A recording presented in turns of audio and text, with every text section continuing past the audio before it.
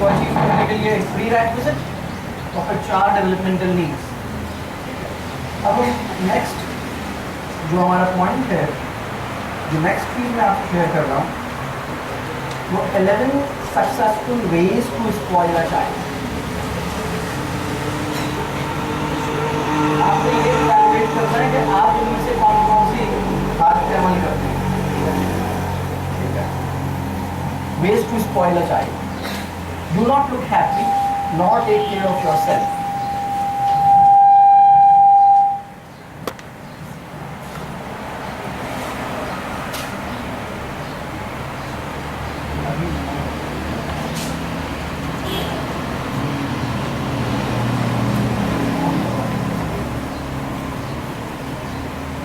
Second point, never say no.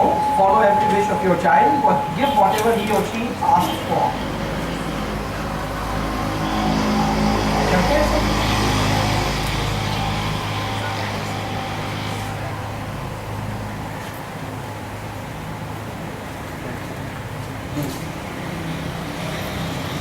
हर बच्चे की हर ख्वाहिश माननी चाहिए, तो किस बेसिस पे उसको मना करना चाहिए?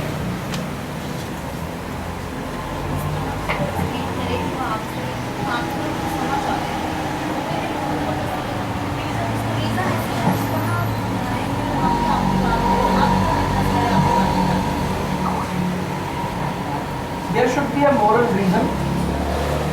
There should be a moral reason for saying no. Point 1.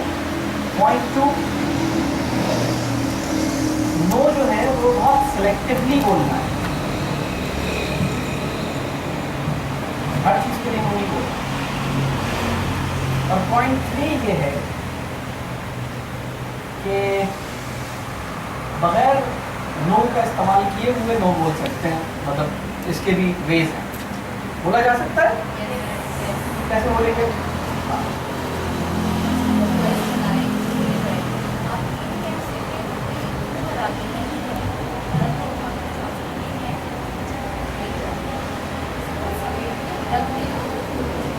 वजह इसके आगे क्या चॉइस नहीं फैलाओ, आप क्या कहेंगे? क्या कहेंगे? ट्वाइस खेलने के बाद ट्वाइस समेट दो, पॉजिटिव। ठीक है, चूँकि ये इंट्रोडक्टरी वर्कशॉप है तो मैं एक एक चीज़ की डिटेल में अभी नहीं जा रहा, ठीक है, वो हमारे फिर डिटेल वर्कशॉप्स अलग है। लेकिन अगर 5-6 बार भी आपके ये पढ़ने के बाद रिजल्ट नहीं निकले तो क्या करें? वो ये रखना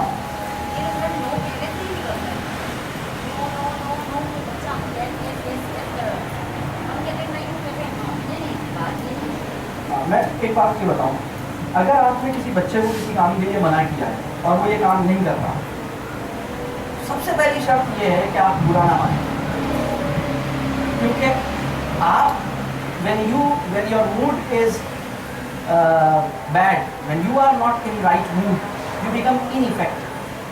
आप अपनी क्रेडिबिलिटी लूज करते हैं। ये बात समझ आ रही है? दूसरी बात ये कि बजाय इसके कि आप उसे बार बार कहें, होता ये है कि अगर कोई बात को नहीं मान रहा तो टिपिकल रिस्पॉन्स ये होता है कि हमारा जो जुमला है वो लंबा हो जाता है। हम अपनी इंस्ट्रक्शन रिपीट करते हैं, फिर इंस्ट्रक्शन में 2-4 लफ्ज़ इजाफा करते हैं, फिर और रिपीट करते हैं। तो हर दफ़ा जब वो बात नहीं मानता तो लॉन्गर इंस्ट्रक्शन और ज़्यादा उसके अंदर हमारी टोन सख्त होना शुरू होती है और जुमला लंबा होना शुरू होता है, और फिर एक टाइम पे आके हम थक जाते हैं और हेल्पलेस फील करते हैं और फिर हम नहीं कहते। इसकी बजाय पहली बात तो ये कि जब भी कोई इंस्ट्रक्शन दे तो वो 2 या 3 लफ्ज़ों का मुश्तमिल हो, कम छोटी इंस्ट्रक्शन। आपने ये कहना है कि दूध पी लो, तो ये दूध पीने की इंस्ट्रक्शन अगर हम इस तरह यानी वो लंबी इंस्ट्रक्शन दें, देखो दूध तुम्हारा निकाल दिया है, आज पी लेना टाइम पर, पी के दिखा दो, कभी कभी पी भी लिया करो टाइम पर, ये सारे वो जुमले हैं जो कि फालतू में जुमले, जिससे हमारी हेल्पलेसनेस और एंजाइटी सामने आ रही है। आप सिर्फ एक बात कहें, हमजा दूध, ये बेस्ट इंस्ट्रक्शन। आपने बच्चों को नमाज के लिए कहना है और उसके अंदर एक पूरी लंबी बात, देखो नमाज का वक्त जा रहा है, तुम्हें बार बार कह रही हूँ, कितनी दफ़ा कहा है, रोज़ाना कहना पड़ता है, तुम सुनते क्यों नहीं हो, बार बार तुम्हारा मसला क्या है? ये सारी बात जो है ना, ये गैर जरूरी है। आपको ये बात पता है कि सिर्फ बार बार कहना पड़ता है, ठीक है। बच्चे हैबिचुअली लेजी होते हैं, इंटेंशनली लेजी नहीं होते, ठीक है। बच्चे हैबिचुअली लेजी होते हैं, इंटेंशनली लेजी नहीं होते। बच्चों का जो टाइम सेंस है वो उनके अंदर बहुत बाद में डेवलप होता है। टाइम सेंस डेवलप करना एक और आर्ट है। मतलब किसी बच्चे के अंदर टाइम सेंस कैसे डेवलप होगा? किसी बच्चे के अंदर टाइम सेंस जब डेवलप होता है जब उसे किसी गेम के अंदर या किसी रियल वर्ल्ड एक्टिविटी के अंदर लिमिटेड टाइम में कुछ परफॉर्म करना होता है, लेकिन उसके कुछ कंसिक्वेंसेस होते हैं और वो फेस करने होते हैं। मिसाल के तौर पर आप कुछ खेल रहे हैं और आपने कहा ठीक है हम ये टावर गिराएंगे और इतने टाइम में देखते हैं कौन पहले बना लेता है, और आपने उतने टाइम में बना लिया। अब ये बस गेम यहाँ खत्म। ये जो गेम है ये उसके अंदर टाइम सेंस डेवलप करेगा। किसी छोटे बच्चे में टाइम सेंस ऐसे नहीं डेवलप होता कि आप उससे कह रहे हैं देखो बेटा असर कब जा रहा है, पढ़ लो आपसे भेज जवाब आवाज हमजा नमाज, सिर्फ ये मतलब यानी ये शॉर्टेस्ट जो इंस्ट्रक्शन है। हाँ, अगर रिस्पॉन्स नहीं है तो उड़ने जलने की कोशिश ना करें, आप हमजा के पास जाएं, 2 दफ़ा बोलें, एक दफ़ा आपने अंदर होगा, फिर दोबारा आप उसे बोलेंगे हमजा, मतलब दूसरी दफ़ा तो मैं कहूँगा कि आप हमजा नमाज भी ना हो, सिर्फ हमजा। पहले तो वो इसी बात पे हैरान होगा कि अपनी जान इतना मुख्तसर कलाम कर रही है, ये तो इतनी बड़ी तब्दीली। दूसरी बात ये है कि बजाय इसके कि आप एक बच्चे को बोलते रहें और हेल्पलेस फील करें और एक टाइम पर आकर आप बोलना छोड़ें और फिर नाराज़ हों, इससे आपकी रिलेशनशिप खराब हो रही। आप ये नहीं करें। आप पता क्या करें, आप जाएँ 2 दफ़ा आपने कहते हैं, एक दफ़ा हमजा नमाज का, दूसरी दफ़ा आपने हमजा या जो भी आपने, लेकिन आर्ट ये एक छोटा हिस्सा और उसके बाद गए हाथ पकड़ा लेकर आए, वॉशरूम का दरवाज़ा खोला, वजू बिल्कुल आप उसका हाथ पकड़े लेकर आए। हाँ, अगर देखिए अगर ये वाली सिचुएशन है तो इसका मतलब है कि जितनी टेम्पटेशंस और जितनी और चीज़ों, देखिए हमारी जो लाइफ स्टाइल है उसमें एक वैल्यूइंग, मुख्तलिफ चीज़ों की वैल्यू जो है हमारे लाइफ स्टाइल में प्री डिटर्मिन्ड है। यानी अगर नंबर नहीं लाए तो क्या होगा, अगर स्कूल की छुट्टी कर ली तो क्या होगा, अगर खाना नहीं खाया तो क्या होगा, अगर नमाज नहीं पढ़ी तो क्या होगा। हर चीज़ की अपनी एक वैल्यू हमारे लाइफ स्टाइल में इस्टेब्लिश है। बात समझ आ रही है? तो ये इसको हम और यानी फिर हमें और चीज़ों की तरफ देखने की जरूरत है। जैसे मिसाल के तौर पर मैं एक छोटी सी बात बताऊँ, मैं किसी वर्कशॉप में मुझे किसी खातून ने कहा, एक पेरेंट बैठी थी, उन्होंने कहा कि मेरी बेटी जो है वो क्लास 6 में, और जब वो स्कूल से घर आती है तो मैं उसे कहती रहती हूँ यूनिफॉर्म चेंज करो, और वो यूनिफॉर्म चेंज नहीं करती और शाम हो जाती है और मगरिब हो जाती है तब जाके वो यूनिफॉर्म, और कभी जल्दी कर लेती है कभी देर से करती है, लेकिन उसे जब करना होगा तो वो करती है। तो मैंने उनसे पूछा कि फिर आप क्या करती हैं? कहने लगी मैं उसे बहुत कहती हूँ। फिर क्या होता है? फिर मैंने पूछा कि फिर उससे कोई फ़ायदा होता है? कहने लगे नहीं, फ़ायदा तो कुछ नहीं होता। फिर मैंने उनसे कहा नहीं करे, तो उन्होंने कहा लेकिन वो यूनिफॉर्म तो नहीं चेंज करती। तो मैंने कहा लेकिन आप जो कर रही हैं उससे भी तो नहीं कर रहे, आप जो कर रही हैं यूनिफॉर्म तो उससे भी नहीं चेंज कर रही, लेकिन उसके नतीजे में रिलेशनशिप खराब हो रहा है। लेकिन अगर आप ये नहीं कहेंगी तो भी वो नहीं करेगी, लेकिन रिलेशनशिप पैदा नहीं होगी। दूसरी बात ये, किसी पेरेंट और पर्टिकुलरली मदर के लिए हेल्पलेस फील करना, मैं उसकी एक और केस आपसे शेयर करता हूँ।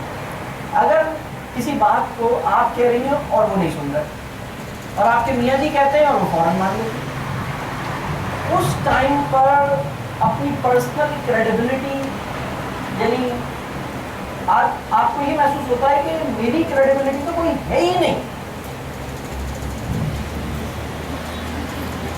और आप बहुत ज्यादा हेल्पलेस फील करते हैं, ये आपके लिए अच्छा नहीं।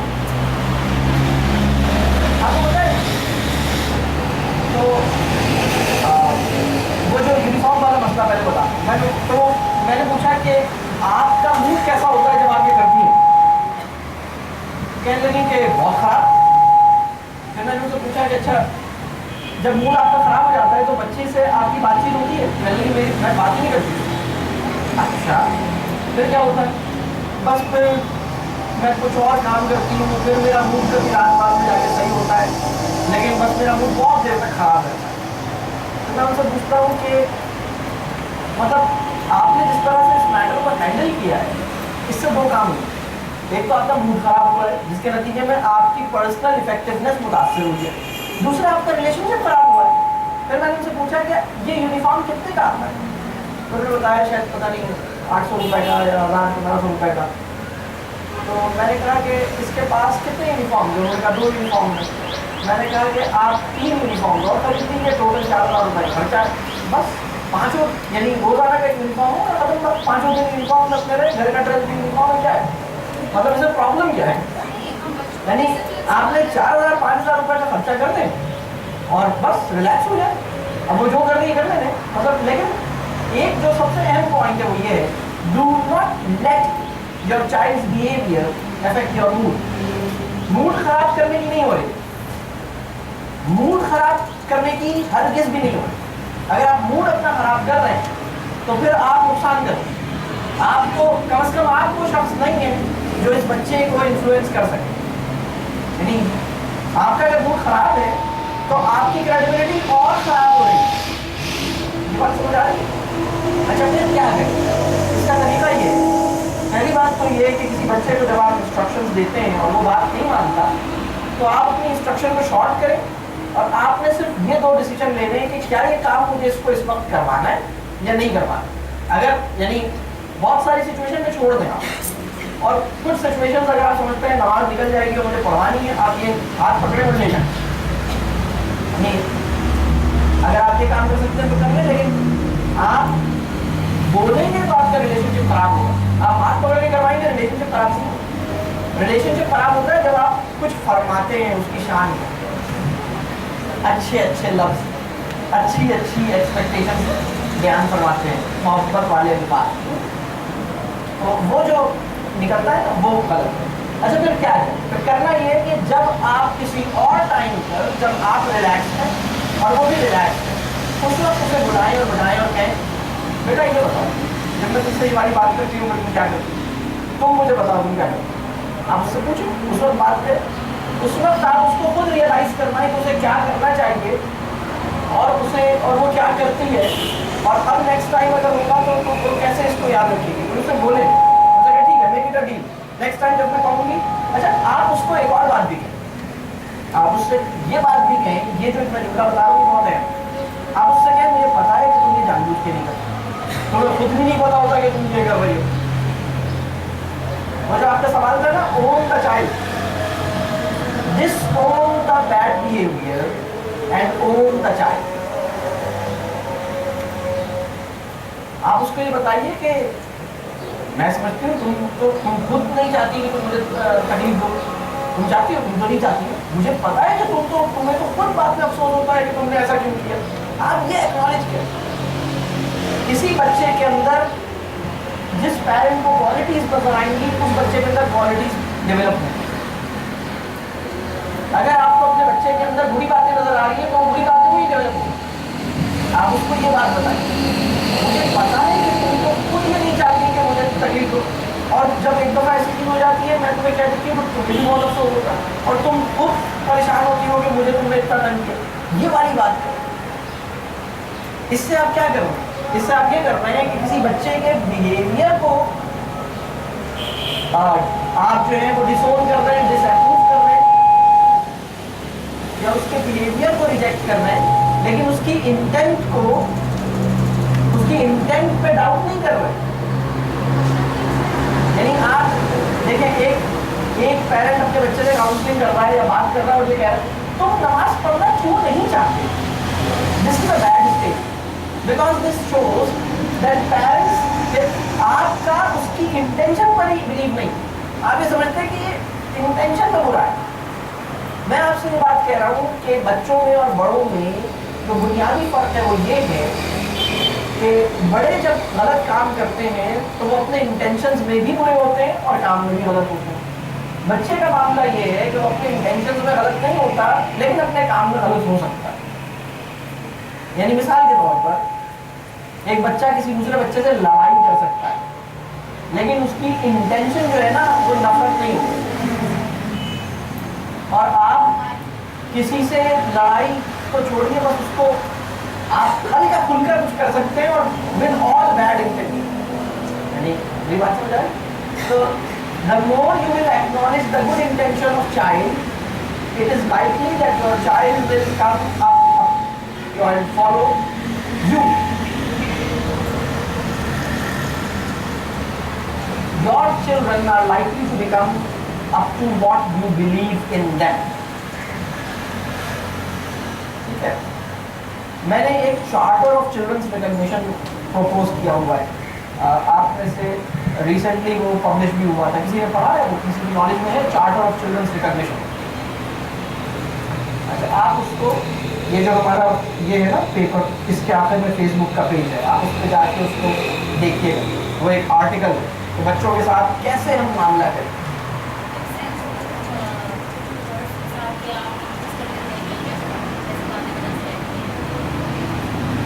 लेकिन वो जो है वो एक अलग मौजूद है, वो एक अलग आर्टिकल है, उसको देखिए। अच्छा, ये जो है never say no, follow every wish of your child, give whatever he और शी आस्क्स फॉर।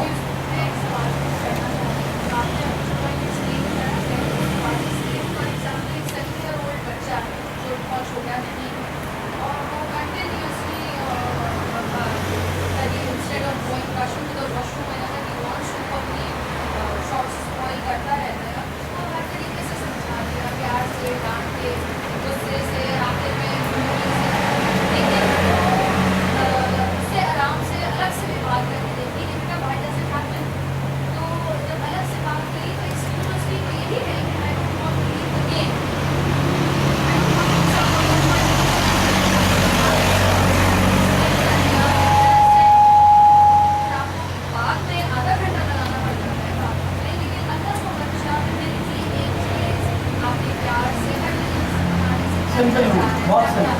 आप वहाँ मौजूद हैं, आप एंटिसिपेट कर रही हैं इसके जाने का टाइम है लेकिन नहीं जा रहा, just switch off the computer. अच्छा, गाना तो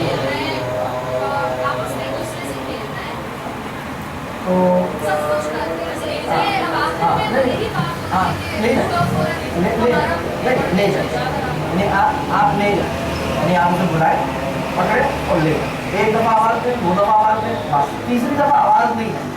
अगर ये काम ऐसा है, मतलब ये उन कामों में से है जिसको कराना ज़रूरी है, नहीं कराया तो गड़बड़, तो आप बस उसे पकड़ें, उठाएं और ले जाए। रो रहा है, जो भी कर रहा है करने दें, उसे कहें गो, ऐसे वॉशरूम बोले अंदर भेज।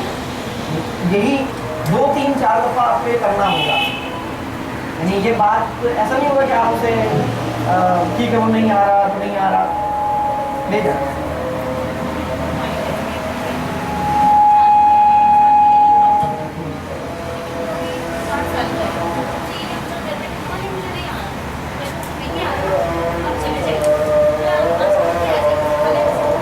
लेकिन वो फिर भी अगर नहीं आ रहा तो भी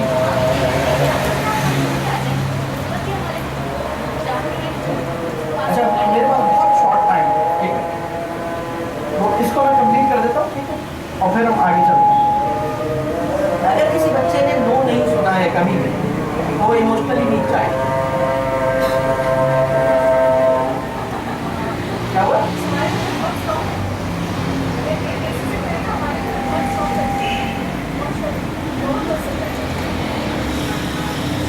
Buy things that you do not need, go for impulsive shopping। ठीक है, मैं किसी जगह ये वर्कशॉप में ये पॉइंट्स शेयर कर रहा था, तो पार्टिसिपेंट्स ने देखने ने कहा सर ये तो कोई नई बात नहीं है, ये तो हम ऑलरेडी कर रहे हैं। तो मतलब क्योंकि वो ऑलरेडी कर रहे थे, वही समझ रहे थे शायद यही करना है। मैं यानी अगर किसी बच्चे को बिगाड़ना हो तो उसका ये सुनहरी नुस्खा है, आप इन पे अमल करेंगे तो बिगड़ेगा। आप इसको समझ लीजिएगा कि इसको करना क्या है, इसलिए मैं बिल्कुल अलग आराम से खुल के बता रहा हूँ। तो ठीक है, यानी सिंपल लाइफ स्टाइल नहीं। मतलब अगर अब हमारा जो लाइफ स्टाइल है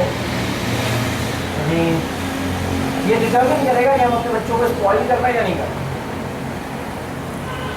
मेरे पास एक फैमिली थी, एक पेरेंट्स थे, तो मैंने उनसे एक एक्सरसाइज करवाई और ये एक्सरसाइज में सिर्फ एक्टिविटी शेयर करता हूँ आपसे।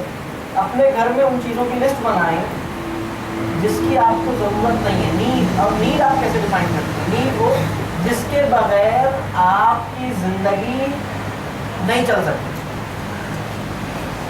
आपकी लाइफ चले, आपकी लाइफ का सिस्टम नहीं चल सकता। हालांकि नीड अगर असल में नीड पूछा जाए तो और भी मुश्किल में फंस जाएंगे आप। तो मैं कह रहा हूँ आपकी लाइफ का सिस्टम नहीं चल सकता, उन चीज़ों की लिस्ट बनाएं। Make a list of things which you can not afford to spare. मतलब इतनी इंपॉर्टेंट आपको पता लगेगा बहुत सारी चीजें जो बिल्कुल अननेसेसरीली आपके घर में पड़ी हुई। तो एक खातून ने बताया उनके घर में 4 लोग, अम्मा, मियाँ बीवी और 2 बच्चे। उन्होंने कहा हमारे घर में 15 मोबाइल फोन्स एक्स्ट्रा निकले और सारे वर्किंग में थे, सब ठीक थे, कोई खराब नहीं था, लेकिन वो पुराने मॉडल थे और जो लेटेस्ट मॉडल है वो 4 इस्तेमाल में। सोचे आप कहाँ पहुँच गए? क्या हम कोई जूता खरीदने से पहले सोचते हैं कि पिछला जूता इस्तेमाल के काबिल है, नहीं खरीदना है? हम ये तो नहीं सोचते, हम कहते नहीं बहुत दिन हो गए इस टाइम में से मतलब तो खरीदना ही खरीदना है। बिल्कुल मतलब बेवकूफ़ी की बात। तो ये जो हमारा लाइफ स्टाइल है ना, ये लाइफ स्टाइल बच्चों को करवाते हैं। ठीक है, offer tangible rewards to make your child do what you want. आपको कोई काम कराना है, उसके लिए इनाम का लालच, ये बहुत खतरनाक बात है। असल में ये भी आपकी हेल्पलेसनेस है जिसकी वजह से आप काम करा रहे हैं। किसी अच्छे काम को इनाम की लालच में करना एक बुरी बात है। टेंजिबल रिवॉर्ड,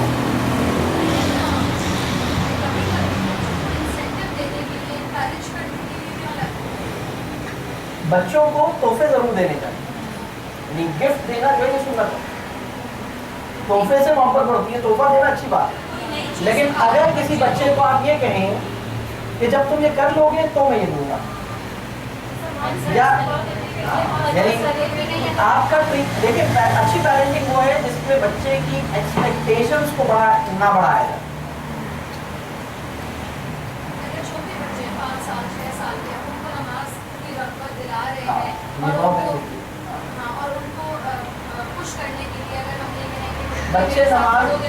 बच्चे नमाज को वैल्यू जब देंगे जब हम नमाज को वैल्यू देंगे। ठीक है, इनाम से नहीं होगा, मैं बता रहा हूँ, ये बहुत बड़ा पूरा एक टॉपिक है मेरा। तो मैं ही बताऊँ कि अगर एक बच्चा इनाम की वजह से नमाज पढ़ रहा है ना, तो वो अपनी नियतों में खराब हो रहा है। दीन के पैराडाइम में अजर सिर्फ और सिर्फ नियत पर मिलेगा। जिसने इनाम के लिए नमाज पढ़ी तो उसको इनाम मिल गया, अब वहाँ कुछ नहीं एक्सपेक्ट करें। छोटे बच्चों की जो ट्रेनिंग है ना, ये होता है, छोटे बच्चों की जो ट्रेनिंग है, children are born pure and innocent, they are spoiled. उनका जो कैरेक्टर ब्रेन है वो इससे स्पॉइल होगा। ये बहुत मुश्किल बात है इम्प्लीमेंट करना, इसलिए जो हमारी ये जो मैंने 11 पॉइंट्स लिखे हैं हमारी लाइफ में पूरे तौर पर इम्प्लीमेंटेड है। तो जब आप इन चीज़ों को देखते हैं सोचते हैं अरे इसको कैसे निकालें, यानी यूँ समझिए अगर एक बच्चा इनाम की वजह से अच्छा काम कर रहा है और अच्छे काम को खुद रियलाइज नहीं कर रहा उसकी वैल्यू को, तो ये खराब बात है। कल को उसके साथ इनाम नहीं होगा तो वो नहीं करेगा, और किसी खराब काम के लिए इनाम दे दिया जाएगा तो वो करने के लिए तैयार हो जाएगा। बात समझ आ रही है?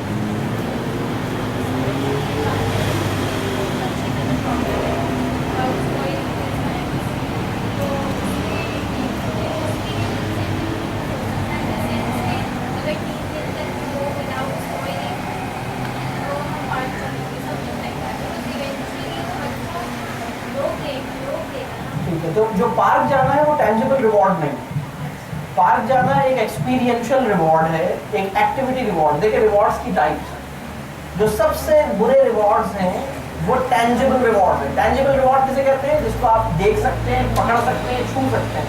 टॉफी है, कोई टेंजिबल रिवॉर्ड। अच्छा देखिए एक और बात, प्री अनाउंस टेंजिबल रिवॉर्ड ये बुरी चीज है। इसका मतलब ये नहीं है कि किसी बच्चे को गिफ्ट ना दिया जाए, यानी कोई चीज, कोई टॉय, ये टॉय किसी बच्चे को दिया जा सकता है, लेकिन ये कैसे देंगे? ऐसे दे, मतलब अचानक दे और किसी दिन खुश होकर दे दे। Do not make these material things reason of doing good things. Actually, this inculcates materialism in children rather than creating an urge to be engaged in some good activities. यानी बात समझ, आज के दौर का जो सबसे बड़ा फितना है वो है मटेरियल। आप समझ, मटेरियल को आप ऐसे पहचाने जैसे कि शैतान। अगर आपके यानी लव ऑफ मटेरियल आपका है, नॉर्मली जो फादर है आजकल ऐसे करते हैं कि वो जो है वैल्यू दिलाने के लिए बच्चे को काम देता है से, ताकि बच्चे को पैसे की वैल्यू और डिफरेंट जो चीज़ों की वैल्यू में ज़्यादा हो। तो इसका राइट नहीं किया जैसे कि फॉलो और वन द गुड थिंग्स के जो बेटा भी काम करो उससे करो, ये तो ट्रेनिंग है। देन आप उसको जो इनाम देते हैं। अच्छा this is the good thing और एक तो ट्रेनिंग है, एक तो चीज़ ट्रेनिंग का पार्ट है, वो तो बिल्कुल एक अलग चीज़ है।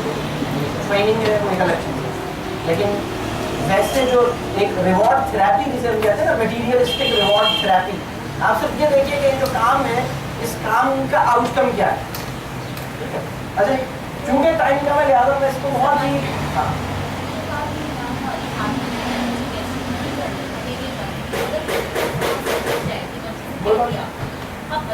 अगर बच्चे से कहा है तो पूरा करें,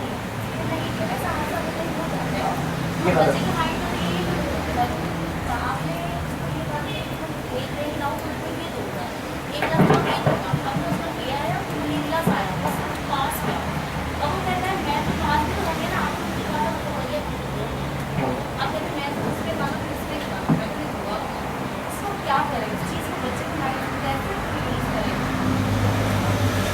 बेहतर है कि आपसे वो चीज़ दें।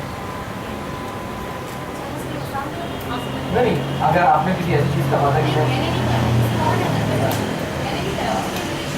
किसी और ने किया है वो एक अलग बात है। बच्चे उसके उसके बस आप बता रहे हैं मतलब ये तो आप स्टाफ नहीं है। मैं एक बात आपको बता दूँ, be firm, be very firm. मैं टैम्परिंग वैम्परिंग के आपको बिल्कुल नहीं।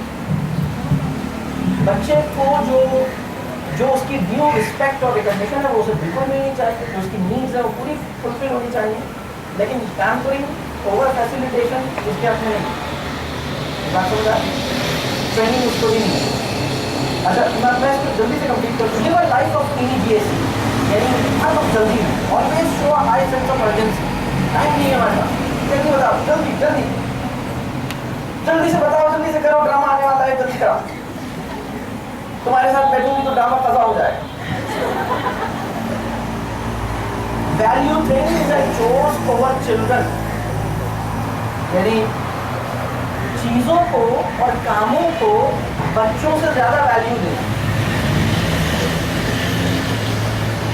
ठीक है, उसकी डिटेल में मैं अभी नहीं जा रहा, लेकिन हमारी हरकतें बता रही होती हैं कि हमें बच्चा ज्यादा प्यारा है या चीजें ज्यादा प्यारी, काम ज्यादा प्यारे या बच्चा ज्यादा प्यारा है। बात समझ आ रही? Never tell